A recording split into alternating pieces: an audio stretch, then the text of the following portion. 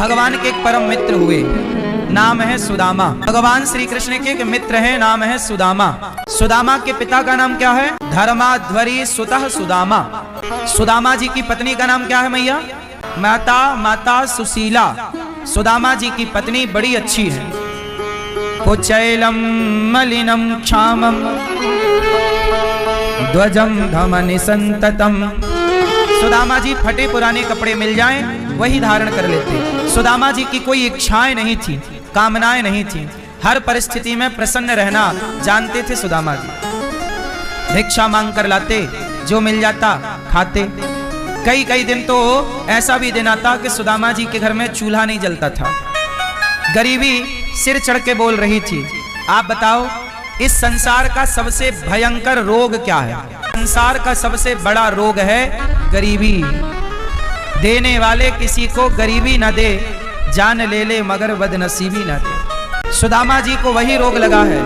कुछ लोग कहते हैं सुदामा गरीब है। चलो, पैसे का अभाव तो है ही, रोटी तो है ही अभाव, लेकिन सुदामा को दूसरी दृष्टि से देखा जाए तो सुदामा बहुत अमीर है।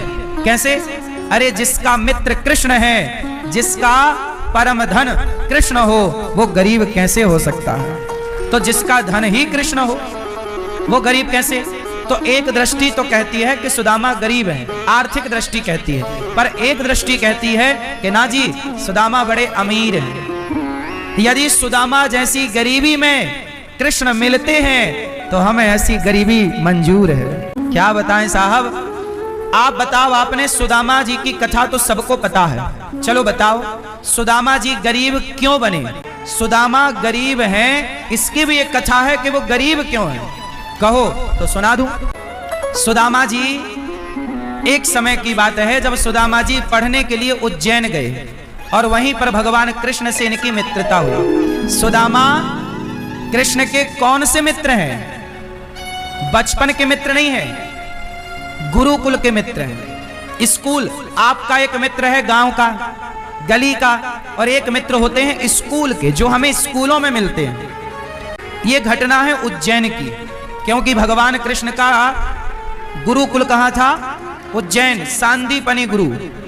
एक दिन की घटना है कि उज्जैन में बाबा महाकाल भगवान शंकर के मंदिर के बाहर कोई गरीब महिला भीख मांगती रहती थी। एक गरीब महिला थी, वो भीख मांगती थी और उसी भीख से अपना पालन पोषण करती थी। कोई मंदिर दर्शन करने आए तो वो महिला को भीख में कोई चावल देकर जाए, कोई चने देकर जाए, कोई फल देकर जाए, कोई पैसा देकर जाए, उसी से वो बूढ़ी अम्मा अपना गुजारा करती थी। एक दिन क्या हुआ कि कोई भगवान शंकर के मंदिर आया और उसने चने, फूटे हुए चने अपने गुड़ चना खरीद के, हनुमान जी को भोग लगता है चने का, वो चने लाया और वो बूढ़ी मैया जो भीख मांगती थी उसे 2-4 मुट्ठी चने देकर के चला गया। मैया को चना बड़े पसंद थे। भीख मांगने वाली मैया को चने मिले, उसने कहा कि मैं ये चने कल खाऊंगी नाश्ते में सवेरे, छिपरा नहा के। तो पोटरी बनाई और चने को तकिया के नीचे रख लिया। और भिखारी लोग तो मंदिर में ही सोते हैं, बाहर वहीं रहते, वहीं सोते, वहीं सब उनका सब घर गृहस्थी वही है। उनकी आसन पे तकिया के नीचे मैया ने चने दबाए। अब हुआ क्या कि रात को वहां पर चोर आए और चोरों ने सोचा कि कोई शराबी चोर रहा होगा कि ये भीख मांगने वालों को कुछ मिलेगा तो हम चुरा लेंगे। तो तकिया के नीचे हाथ डाला भिखारी ने तो एक पोटरी नजर आई। पोटरी निकाल ली चोर ने और भागा। खोल कर देखा तो उसमें चने। चोर ने पोटरी बांधी, बोली चने हैं, हमारे किसी काम का नहीं। चने फेंक दिया चोर ने दूर। संयोग से वो चने जाकर के कहां गिरे? गुरुकुल में। भगवान कृष्ण और सुदामा जिस गुरुकुल में पढ़ते थे वहां गुरुकुल के आंगन में वो चने गिरे। ऐसा फेंका सड़क से, बाउंड्री को उस तरफ गुरुकुल था, गुरुकुल में जाके गिरे। चोर तो चला गया। अब जैसे ही वो चने गुरुकुल में पहुंचे तो वहां गुरु माता पानी भर के आ रही थी। तो उनकी नजर पड़ी पोटरी पर, तो खोल कर देखा, बोले ये चने हैं। गुरु माता को लगा कि किसी बच्चे ने चने फेंके हैं। गुरु माता को लगा, सांदीपनि जी की पत्नी को लगा किसी बच्चे ने चने फेंके। उस समय भगवान कृष्ण और सुदामा दोनों जंगल की लकड़ी काटने जा रहे थे। वो समय देखो संयोग, गुरु माता का आना और भगवान कृष्ण और सुदामा का जंगल लकड़ी काटने जाना। तो गुरु माता ने रोका, कन्हैया रुको, ये चने तुम ले लो, तुम्हें रास्ते में भूख लगे तो चने खा लेना। अब देखो वो गरीब भीख मांगने वाली माता के चने अब किसके पास आ गए? भगवान कृष्ण के पास। चलो भगवान तो चले गए चने लेकर, आधे चने कहा कि सुदामा खा लेना, आधे चने कृष्ण खा लेना। चलो ये हो गया बंटवारा। जब सवेरे वो भीख मांगने वाली मैया जागी और उसने देखा तकिया के नीचे के मेरे तो चने गायब हैं, वो समझ गई कि मेरे चने चोरों ने चुरा लिए। तो बूढ़ी माता ने, उस भिखारिन मैया ने श्राप दे दिया कि जो भी मेरे चने खाएगा वो मेरी तरह भिखारी हो जाएगा, मेरी तरह गरीब हो जाएगा, मेरे चने जो खाएगा। अब सोचो वो चने हो गए श्रापित। अब भगवान श्री कृष्ण गए जंगल, लकड़ी काटने लग गए। भगवान ने कहा कि सुदामा चलो भूख लगी है, माता ने जो चने दिए हैं चलो खाते हैं। सुदामा जी तीनों कालों की बात जानते थे। सुदामा जी समझ गए कि ये चने श्रापित चने हैं, कन्हैया खाएगा गरीब हो जाएगा। तो सुदामा ने कहा कन्हैया तुम जब तक स्नान करो हम चने तैयार करते हैं तुम्हारे लिए। जाओ। क्षिप्रा में भगवान नहाने लगे, सुदामा जी ने सारे चने खा लिए।